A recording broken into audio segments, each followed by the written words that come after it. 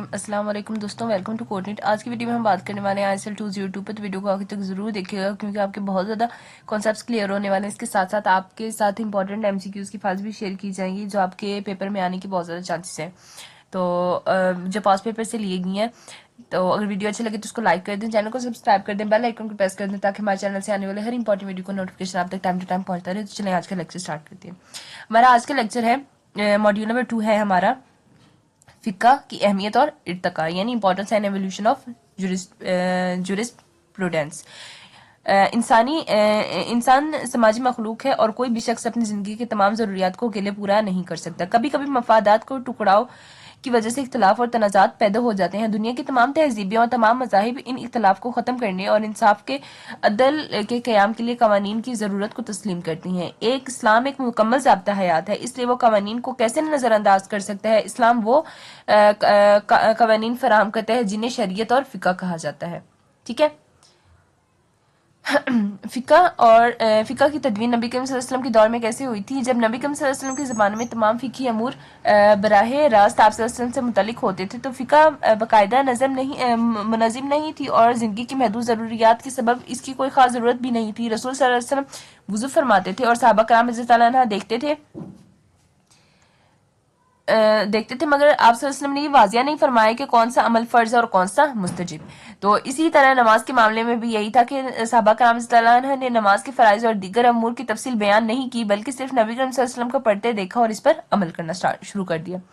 فقہ کی تدوین پڑھ لیتی ہیں کہ جو تھے حضور صلی اللہ علیہ وسلم کے صحابہ، ان کے دور میں کیسی ہوئی تھی۔ تو نبی کریم صلی اللہ علیہ وسلم کے وصال کے بعد مسلمانوں نے بہت سی نئی سرزمینوں کو فتح کیا تھا۔ انہی نئی تہذیبوں میں سامنا ہوا اور نئے مسائل اتنی کثرت سے پیدا ہو گئے کہ اجتہاد کی ضرورت ناگزیر ہو گئی۔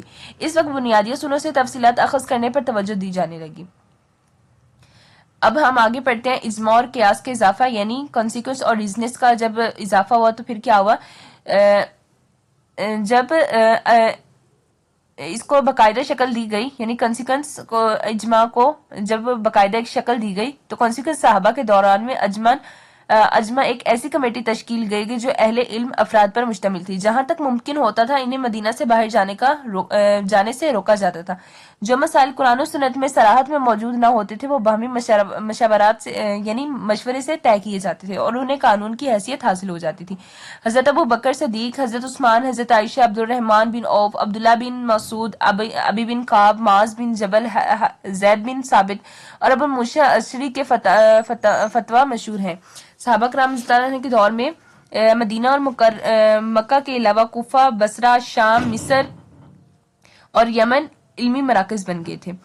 اچھا، فقہ کی تدوین پڑھتے ہیں آگے۔ اس کے تابعین کے دور میں کیسی ہوئی تھی؟ تو تابعین نے فقہ اور قانون سازی کے لیے حدیث سے رہنمائی حاصل کی تھی۔ انہوں نے نبی کریم صلی اللہ علیہ وسلم کے اقوال و افعال کو ریکارڈ کیا تھا اور صحابہ کی اجتہاد اور فقہی آراء کو بھی محفوظ کیا تھا، ان سے استفادہ کیا تھا۔ فقہ کی تدوین تابعین کے دور میں صحابہ کرام کی جانشینیوں کا ذکر بھی کر لیتے ہیں یہاں پہ ہم۔ تو صحابہ کے بعد جب ان کی جانشین نے تعلیم و تدریس کی ذمہ داری سنبھالی تو حسن بصرہ، امام مخول شام، عطا خراسان اور سعید بن مسیب مدینہ نے فقہ کے مکاتب فکر کو مضبوط بنیاد فراہم کی۔ ان کی عملی کوششوں سے فقہ کے قواعد اور ضوابط ترتیب دیے گئے اور اسلامی فقہ کی تدوین مکمل ہوئی۔ بنو امیہ کے دور میں کیا ہوا تھا؟ بنو امیہ کے دور میں حضرت عمر بن عبدالعزیز نے صرف احادیث کی تدوین کی حوصلہ افزائی کی، بلکہ فقہی مسائل کے حل کے لیے ایک کونسل بھی قائم کی تھی جس کی اراکین فقہی سبع یعنی کہ 7 جلیل القدر فقہ کہا جاتا ہے۔ اسی دور میں امام مالک موطا پہلی حدیث اور فقہ کی کتاب مرتب کی گئی تھی۔ تو مدینہ کے مشہور تابعی فقہ کے نام نیچے لکھے گئے ہیں، ان کو ہم پڑھ لیتے ہیں۔ عبداللہ بن عتبہ بن مسعود، عروہ بن زبیر بن عوام، قاسم بن محمد بن عبد البکر، سعید بن المصب، سلمان بن یسار، خارجہ بن زید اور لاسٹ پہ ہے ابو بکر بن عبد الرحمن بن حارث بن ہشام۔ اچھا، یہاں پہ ہمارا ماڈیول نمبر 2 ختم ہو جاتا ہے ہمارا۔ اس ماڈیول میں آپ کو کوئی چیز سمجھ نہیں آ تو آپ لوگ کمنٹ باکس میں پوچھ سکتے ہیں۔ اس کے ساتھ ساتھ ویڈیو اچھی لگی تو اس کو لائک کر دیں، چینل کو سبسکرائب کر دیں، بیل آئیکن کو پریس کر دیں تاکہ ہمارے چینل سے آنے والی ہر امپورٹنٹ ویڈیو کو نوٹیفیکیشن آپ تک ٹائم ٹو ٹائم پہنچتا رہے۔